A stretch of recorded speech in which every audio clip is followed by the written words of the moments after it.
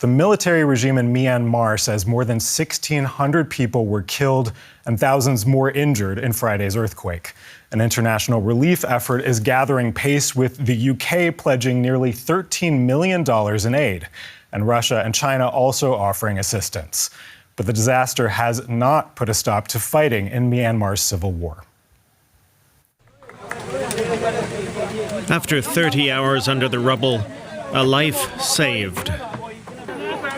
Rescuers pulled this woman from the ruins of her apartment building in Mandalay. A grateful embrace from her husband before she was rushed to hospital. Elsewhere, the search goes on, mostly without success, like at this school where pupils call out to those who may be trapped below. Throughout Mandalay, many buildings are badly damaged or destroyed. There's despair and hope. When the rescuers said they found dead bodies, I thought it was my daughter. I even asked all my relatives to come around to support me. But now they say they saw my daughter and she's alive. I can't describe how happy I am. Amid the devastation, Myanmar's civil war goes on. Many of the worst affected areas aren't under the control of the country's military rulers. They have continued to carry out airstrikes in the north, and near the epicenter in the Sagaing region, they're accused of blocking access to aid. The most affected area, Sagaing area, so that is really actually blocked by the military. So the revolutionary groups, they wanted to go and help out to the civilians, but they cannot go. And also military, they block the whole road and that they cannot do the adequate supports and rescues to the civilians. Now, Myanmar's opposition National Unity Government has announced a unilateral 2-week partial ceasefire to allow relief efforts. Many here hope that the warring parties can set aside the conflict to help those affected by the worst earthquake to strike the country in decades. I'm joined now by Megan Ryan, who studies the complicated politics of Myanmar. She's a PhD candidate at the University of Michigan.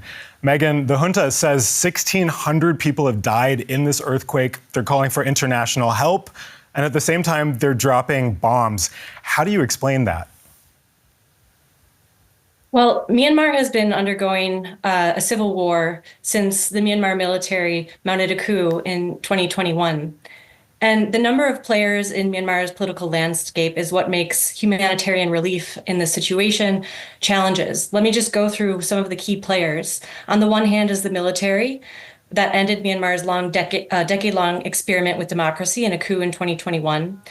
The military has been in power since 1962, but on the other side are a dizzying number of actors that reflect Myanmar's ethno-religious diversity and the long-standing struggle against military rule in Myanmar. The National Unity Government is the civilian government in exile. And then there are ethnic armed organizations, some of which have been fighting the military since independence, that hold broad swaths of territory. Then there are new actors that have emerged since the coup in 2021, such as the People's Defense Forces, strike committees, and civil disobedience groups. And these groups are mainly in the heartland of the country. And so the situation is very complex. And how much of the areas impacted by the earthquake are actually under the military junta's control? Yeah, well, as we still have information coming in, it's hard to know, but I do know that the epicenter of the earthquake, which is Mandalay City, and also Naypyidaw is the capital. These are military strongholds. Sagaing, on the other hand, which is also affected by the earthquake, is where there has been lots of resistance, gaining of territory. So I would say that the majority of the ethnic armed organizations that hold territories at the periphery of the country are in areas that have not been hardest hit. And actually, the hardest hit areas are areas where the military does have significant territorial control. How do you think that this earthquake is going to affect the civil war and also the balance of power in Myanmar? Yes, it could go either direction. I do think that many of the armed groups are in areas that were not as hard hit, and the resistance forces might be overall in a better position to go on the offensive if the military than the military is, but it's hard to tell before knowing the extent of the damage and the patterns of aid distribution. It is also possible that the disaster could catalyze dialogue and jumpstart some sort of peace deal, as did the Indonesian tsunami in Aceh in 2004, but this would have to be a coordinated decision from dozens of Myanmar resistance forces. And international humanitarian assistance and diplomacy could be decisive only if the Myanmar resistance forces are ready to engage. Now, the junta has drawn widespread condemnation, at least in the West. Is there a way for countries who don't agree with the military regime to still get in aid to the people who need it? That's a great question. I do think it will be easiest to get to regions where the military does not hold territorial control and where resistance actors are and community groups are willing to coordinate, which I imagine they will be. Coordinating with the government in exile, the National Unity Government, and with a diversity of local organizations and resistance actors on the ground is absolutely essential. If the military does work with humanitarian aid agencies, it will be important to push hard for civilian protection and a need-based distribution of aid. Megan Ryan from the University of Michigan, thank you for your insights. Thank you so much. Let's bring in Thet Win. He is the executive director of Synergy, an NGO based in Myanmar. He's following this story for us from the Thailand-Myanmar border. And we welcome you, sir. Give us a sense of the quake's aftermath where you are. I was driving while the quake happened, so I didn't notice very much. But while I was driving, my car was shaking like this, and then I thought that something wrong with my car, but eventually all the buildings nearby were shaking and everyone ran away. I noticed that it was an earthquake, but I did not think that it was from Myanmar. I thought it was only from the Thailand and somewhere nearby Thailand. Then because we did not get much information about what is happening inside, that only after about 30 minutes later that we got all the information about earthquakes and all of the incidents, or the situation of the inside the country slowly came out of the internet. Because at first we only got the information from Thai side, because Thailand got a faster information flow, and that people got all the access to internet. So we got a lot of information about Thailand, but we did not get any information, even though Myanmar got hit a lot more severe, because of the epicenter. But we got very limited information at the first hand. Got it. How is the earthquake impacting the already difficult situation for people there? And when I say already difficult, of course, I'm referring to the fact that, Myanmar has been in a civil war for the better part of 4 years now.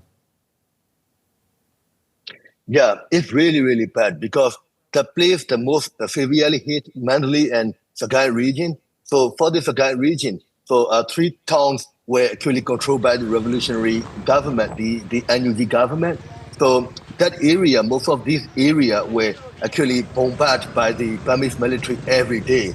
So, and also even 2 hours after the earthquake, the Burmese military still using paramotors to drop the bombs to the revolutionary bases. So that is how they are attacking and killing. They don't really care about the life of the civilians, but they only want to fight to the revolutionary groups. And also the most affected areas, Sagaing area, so that is really actually blocked by the military. So the revolutionary groups, they wanted to go and help out to the civilians, but they cannot go. And also military, they block the whole road, and that they cannot do the adequate supports and rescues to the civilians. So Sagaing actually is the most affected area, and then they get very limited support. That even the people from outside, from the another towns, wanted to go and support them, that they are totally blocked. And also there are many Muslim mosques and Buddhist temples were all destroyed, and then more than 500 Muslim prayers because of the prayer day, the Friday prayer day. So many Muslim people died because all the successive government, including the military government, they did not allow Muslim people to repair or maintain the mosques. They oppressed the Muslims. So like all of the buildings, the mosques are already old, and then they got no chance to repair them. So more than 45 mosques were destroyed and collapsed during that earthquake, and also a lot of Buddhist monks also died because it was also one of the biggest Buddhist day in the country. I think you're beginning to anticipate my next question, which is, and you're answering some of it, international aid, it's on its way. That's the most immediate thing that has to happen now. But talk to us a little bit about the challenges that aid might actually face in terms of reaching all the places that might need it the most. Yeah, so I just got the information that the rescue team, the rescue flight from Taiwan, they've been waiting more than 1 day already since before yesterday. They've been waiting to get the permission to enter the Burmese and enter Burma and Thailand. So, but India and Russia are already delivering the aid. So we're worrying that some of the skillful teams like Japan or Taiwan, if they get restricted to get into the country, so that will be quite a big challenge for us. And also the FAC, the Burmese military, they might use the humanitarian aid and support to gain the legitimacy, because they are preparing the elections and also trying so hard to get the international legitimacy. So by using all of the saturation of the people, then they might use it for their political benefit as well. This is what we're worrying. And also they have the history of taking all these international supports and selling it out in the black market. So it happened in 2007, 2008, Cyclone Nagif time. So the Burmese military, they are not really trustworthy. So better go direct to the public if any international organization want to support. Understood. That is a human rights activist, Thet Win, at the Thailand-Myanmar border. We thank you so much. Tankred Stöbe is a medical coordinator for Doctors Without Borders. He told us more about the situation on the ground in Myanmar. Yeah, thanks. Good evening. The situation is terrible. We have hundreds of staff of MSF, Doctors Without Borders, in Myanmar working usually on chronic programs who all now try to reach the area of the earthquake. Trouble is that all roads are destroyed, so getting there, having access to these people is a major challenge. And it was mentioned before, there is a civil war, so this is not a country which is prepared for good rescue measures. It is really, really troubling to have to deal with this double disaster. First, this terrible earthquake, and now in a country at war. Well, maybe you can tell us a bit more detail about what exactly people are facing when they're trying to distribute aid in a country, as you say, that's in the midst of a civil war and now facing such a natural disaster. Yeah, Myanmar is one of the poorest countries in the area, so the health system there is fragile anyway. Now we are seeing that hospitals are destroyed as well. Medical workers are not available as they should. So all what's needed is human resources, skilled people who can be there. And we are talking about minutes and hours to reach there with medical supply, with drugs to support these people. We know there are thousands of wounded people, so we need early surgery to save limbs, to save lives. All this is a run against time. We know within 3 days these people need the help, otherwise the chances of survival go down rapidly. So you mentioned the people who are injured, but what about even the people who have survived? What are the health challenges that everybody faces after an earthquake like this? Yes, this is a second or third wave. We have to make sure that all things like clean water, shelter, hygiene is established in the earthquake area, so not to have secondary effects like outbreak of cholera or other diseases. And then the other thing is all the chronic diseases, of course, or acute malaria cases, they need to be supported as well.